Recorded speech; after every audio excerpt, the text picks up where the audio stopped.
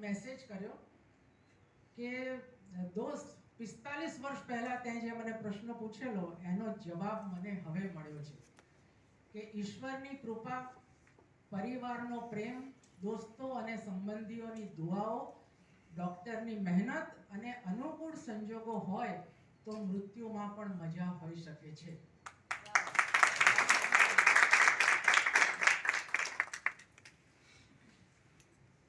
મારો case goal bladder કેન્સરનો હતો જે લીવર સુધી ફેલાઈ ગયું હતું.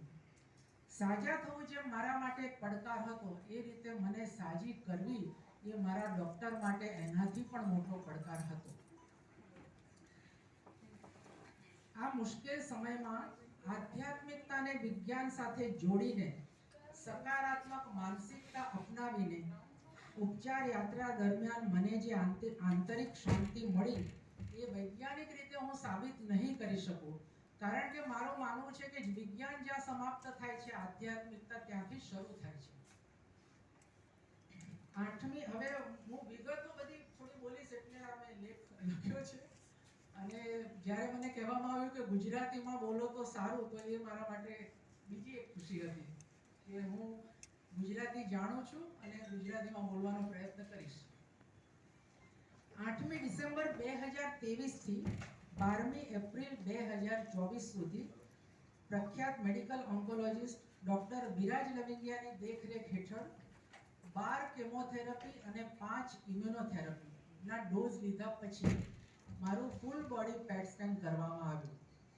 રિપોર્ટ અને મારી સર્જરીની સંભાવના દેખાઈ એટલે રિપોર્ટ અને સર્જરીમાં ઘણી બધી જટિલતા હતી. એના આધારે વિરાજ સરે મારો કેસ ડૉક્ટર ભરત પ્રજાપતિને રેફર કર્યો. હવે ડૉક્ટર ભરતના ઉલ્લેખ વિના મારી વાત અધૂરી રહેશે. તેઓ માત્ર એક કુશળ ઓન્કો સર્જન નથી, એક અદ્ભુત માનવી પણ છે.